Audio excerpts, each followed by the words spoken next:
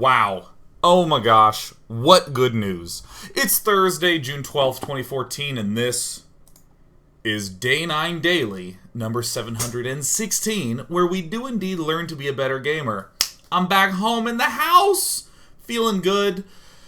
Mostly feeling good. We'll start with the slightly tragic news.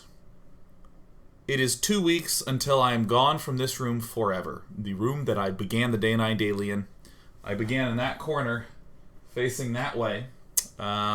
Moved over here, and have been from this position for, I guess, 3 years now. And I will end my 5-year tenure in this house on the 24th of June. But in the good news, I'm finally going to get all my shit moved up north. Woo!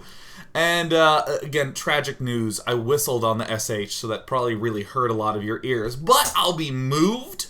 I'll be up north. I won't have to do what I did today, which is constantly drive between San Francisco and Los Angeles. I did a wonderful 7-hour drive where I listened to like 15 podcasts from the lead designer of Magic the Gathering, Mark Rosewater. He is an amazingly articulate, brilliant human being. I think I'd probably call him the best multiplayer game designer in the world. He is just amazing. Just so amazing. He has this podcast he calls the Drive to Work podcast, and I absolutely recommend it. And, of course, being inspired by Magic and him talking about the color pie and what the personalities and Magic mean, describing the colors as people as opposed to partitions. I got out of my car and I was like, guys, what Magic the Gathering color am I? And I made like a 2-part poll that was like Sean's primary color and Sean's secondary color.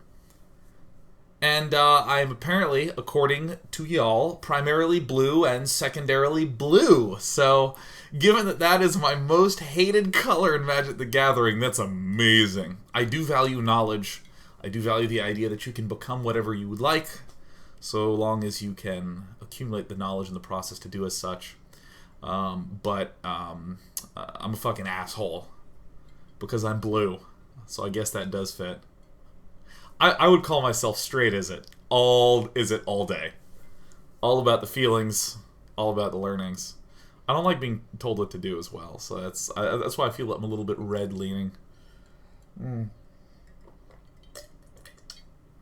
Also, I have a jar.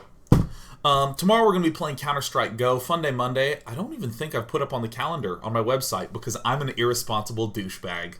But Fun Day Monday will occur. Let's talk about the show.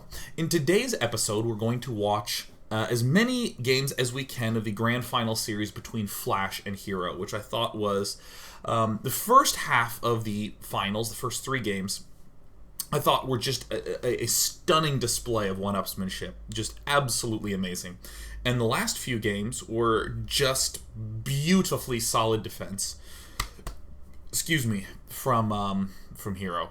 Really, really, really amazing defense. And it was an absolute pleasure to watch. I'm super, super happy that Total Biscuit not just invited the players, but got SanDisk involved to do the to sponsor the tournament, because I use a lot of SanDisk products and I think they're great. So I got the chance to get my hands on this game one here. This is on Frost. And game 1, I think, began with just really incredible, incredible one-upsmanship between these two players. If I had to describe what you're going to be learning today, it would be those 2 sections in these first 3 games. Very strong responses from both of these players to what they are seeing the enemy do. And then in the second half of the daily, if we can get to those games, it will be all about the very clever defense from Hero. But I'll worry about going into detail on that later. The first one I want to discuss as this game is getting started is the idea of responding to a strategy. Suppose you see your opponent with a 3rd CC here.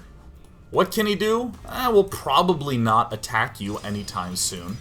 So you can do something with that knowledge. You can take advantage of it.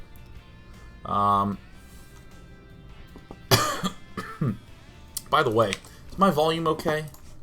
Volume okay? All well? Hope's well. Hope's well. Whatever. Yeah, if you have some bit of knowledge, like, oh yeah, he's got a third command center going down, you can use that to your advantage. So, for instance, we see our Protoss player arrives at Terran's base and goes, Flash is going for a command center first. There's no threat early on. I don't need to build this first Zealot, which ordinarily a Protoss player would need to. Flash, right now, only sees a scouting probe. Can't really do so much. What we're going to delightfully see in this game is both how subtle the knowledge that these players are gaining is, and how unbelievably strong the responses are. And I don't mean strong as in good necessarily. I mean strong as in, holy shit, he is clearly doing a very big move, like really big. Like a very slight response to seeing someone go for command center first would be to say, I will not build a defensive Zealot. A strong response would be, I'm going to go 3 Nexus before Cybercore. Again, not strong as in good, but strong as in like, wow, that's really apparent. It's just incredible the way that these guys perform this. So Flash has a very cutesy little strategy in this game. Again, he has not quite yet found his opponent. Aha, there he finds it. It is indeed a Nexus first, because the Nexus is done already at the 4-minute mark. So Flash does a move that could be construed as a plan or a response. Either way, it is responsively correct, and if you're super good, you can plan to do this every time. But Flash builds a command center cross map. We're going to treat it as a response because it is such a good response to what Flash is seeing here. He's not only seen a Nexus first, but he's also seen a player that skipped a Zealot. Whoa! Flash doesn't even need a third barracks or a bunker. He's just going to go for an expand. He's going to try to mega out-economy the opponent. Coming up about now, I think, is the most subtle aspect of what Flash does all game long. He's getting out some Marines. He's getting his double gas. These are all extremely common, and I would call them necessary follow-ups. If you're going to be doing this command center cross map, you still gotta get some damn units and get your stim and factory and medevac. You still have to make sure you don't die to early gateway attacks or what have you. But watch this unbelievably sexy shit. First and foremost, Flash moves out with just enough Marines to apply pressure to a Stalker as he moves forward with his SCV. Watch the subtleness to this. The subtlety, excuse me. The subtlety. Watch this gorgeous, gorgeous set of information that Flash is going to acquire for himself. Typically speaking, a player who goes for a Nexus is going to be getting a Stalker here and a Stalker here. Or at the very least, Mothership Core somewhere out here, Stalker here. Flash is going to be going up against some units that will possibly, potentially, prevent him from getting in. But Flash sees only one Stalker. Only one. At 625, he sees the gas done and actually sees 2 sets of probes going in. Clicking on this, you see this simulator has actually been done for a while. Wow! It looks like Protoss doesn't seem to have a lot of gateway units. Does seem to have a lot of gas. And gets the benefit of seeing a robo facility just started. Whoa, something's going wrong here. Protoss must be doing something else a little kooky. Now, given the timing of this, I would generally not expect this to be a gateway attack. If you did do something like a fast expand 3 to 5 gate pressure, this robo comes down at 7:30 or 8. It comes down much, much, much later. So right now, you're pretty much expecting to be safe from attacks now. And safe from attacks for a little bit. And Flash does just A freaking insanely genius answer. He's going to expand again. A freaking again. There he goes. Even salvages the bunker. Look at that. Look at that extreme crazy shit. What an animal. Throwing down a command center. And is going to run up to Oracle. So if you are Flash, right now you are going, hell yeah. This guy went Oracle and then followed it up with a Robo. There is no way he can apply pressure to here and here. In particular, he can't even attack this bottom left very well. He's just not going to have that many units. In theory, you could say, well, why doesn't he do a gateway attack? Yeah, the one gateway warping. Only now are we seeing additional gateways arrive for Hero. Now, we got to bounce over to Hero's side of things. Right now, Flash has just done the great level 1 up and the level 2 up on his opponent. Now, what's typically done is a player who harasses with Oracle, defends the first big scary push with a Robo, and the first big scary medevac moves with Blink. Wait, you expanded? Fuck you, I'm expanding. Boom! Actually, that analysis is a little inaccurate.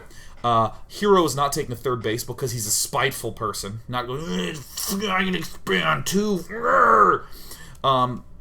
There's going to be no scary medevac push and no scary early push. Flash is going for a double expand. The Oracle floated in and saw absolutely everything and has a pretty damn good lockdown on the Terran base.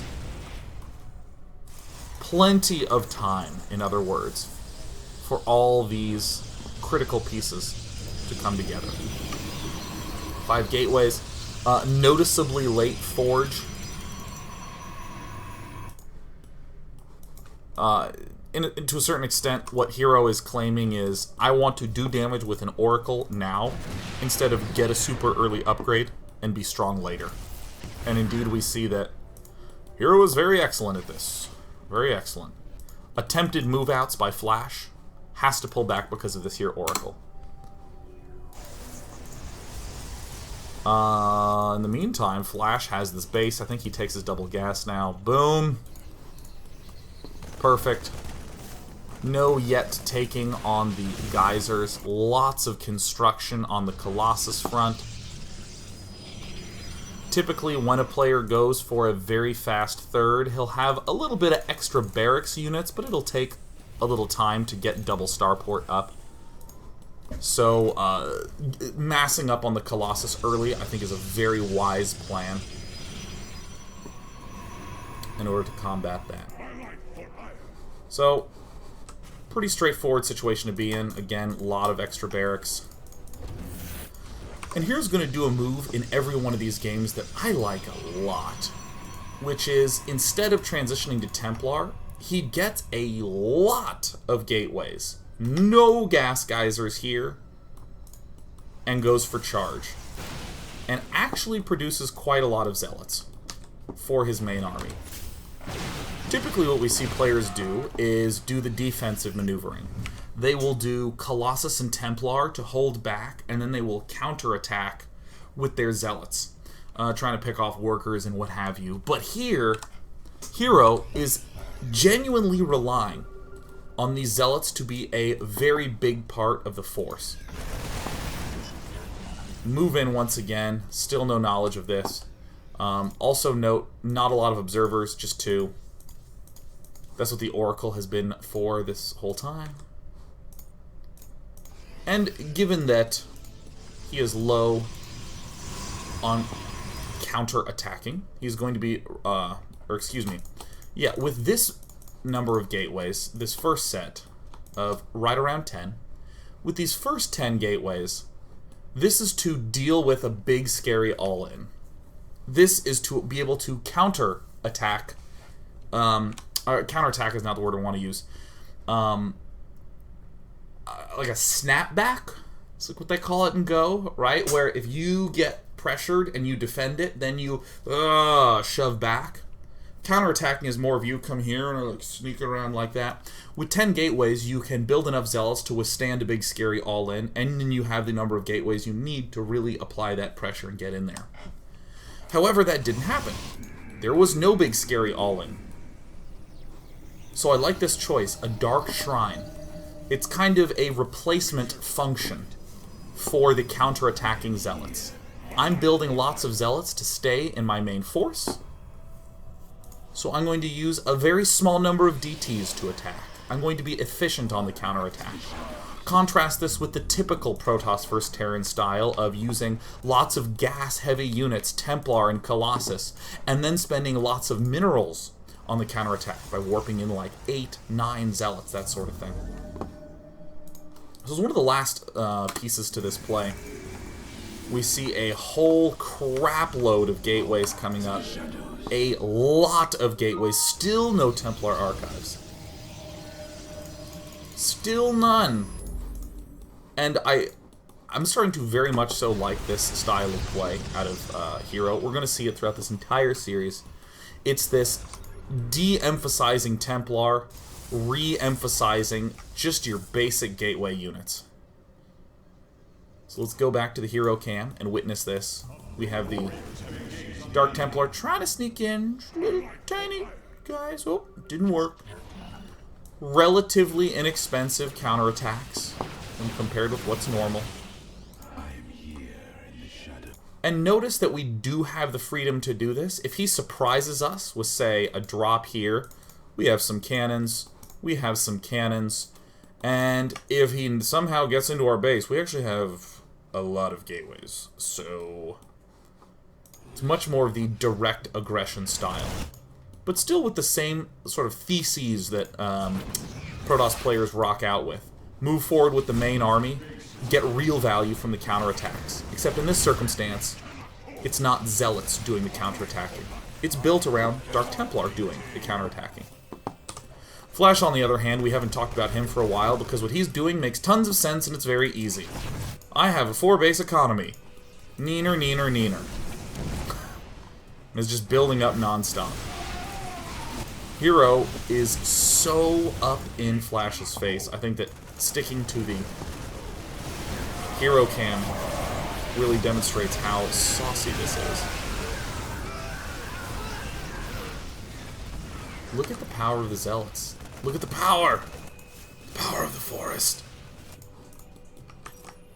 Still no gases taken. I think an argument could be made that if Hero identified correctly that there is an extra base down here, that he'd probably be more interested in doing a swapperoo to the Templar tech. But we can see the follow-up plays from Hero getting Immortals instead of Templar. Why? Because he doesn't really have the gas to do it. You see so many Vikings, still relatively Colossus-focused. I just love witnessing this style. Dang, he's killed off a lot. And Flash still has about the number of SCVs he'd want in late game anyways. And from Flash, we haven't seen a lot of action, and I think that that is correct.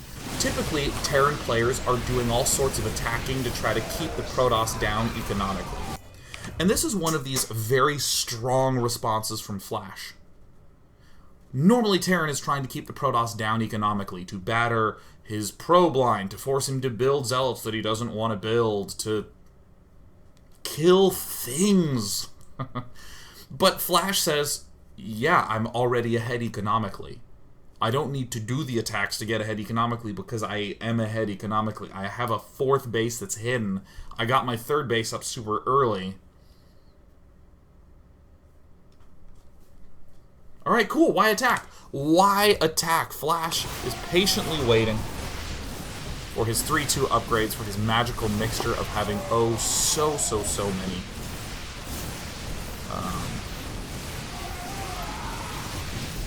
Of all the scary things. And I just give a tremendous amount of respect to Hero for being able to do this well. Still no gas geysers taken here. 4 gas, all you need. Mass Zealot Colossus Stalker, baby. As a Protoss player's point of view, you would be saying, dude, wait, how is Flash doing this? He shouldn't have this much stuff. I should be whittling him away. And there's this sinking feeling that can begin to set in when you're right around here and you're going, he should really have less stuff than this. I'm definitely of the opinion that the amount of things that he has should be at least a little bit smaller. I mean, he should be, for instance, mined out of his main and his natural, almost. He should be down to just his third, but that should have been true a while ago. If you, for instance, examine the fact that Flash is not really that far ahead of Hero, you can begin to really understand why Hero's style is very, very excellent, very, very cool.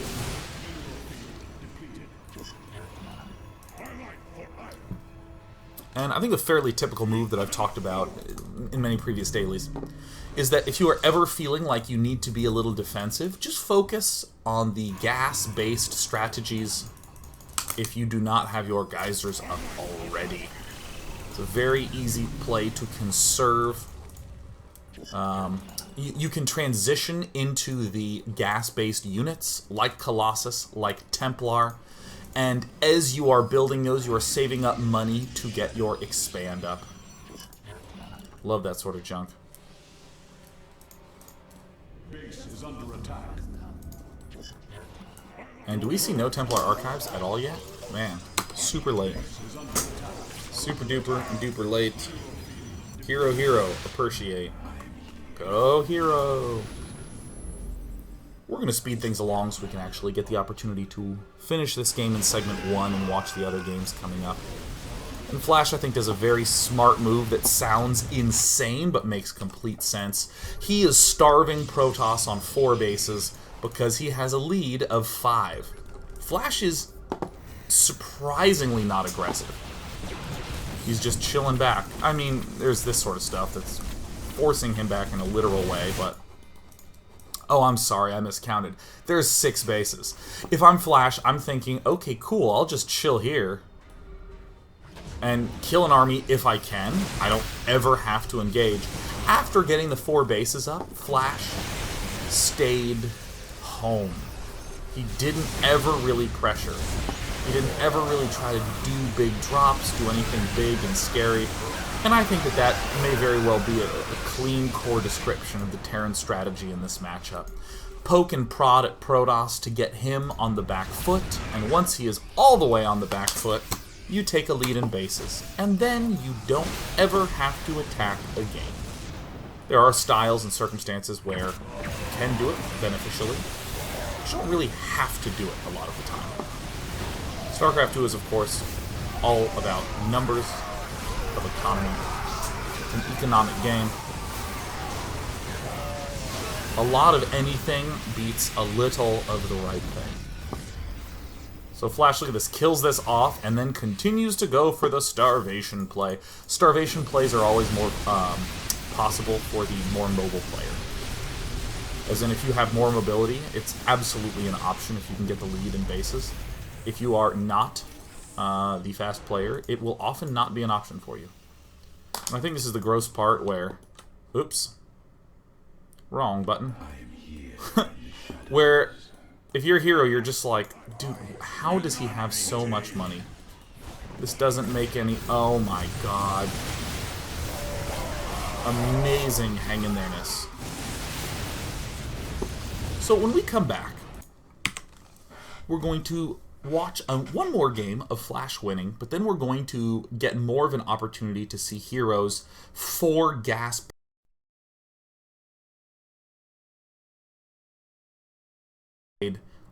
late Templar style. It violates a lot of the things that we'd normally say are super critical for a Protoss player to have, but it's really the muscular style of Protoss. Most of the time, we see Protosses warping in a few Zealots as an emergency defense, but mainly relying on Colossus and Templar. Here, we're going to see Hero warping in lots of Zealots in his main army. It's going to be very juicy. But when we return, another game of Flash's one-upmanship. Very, very, very pretty play. We'll be back in about a minute and a half.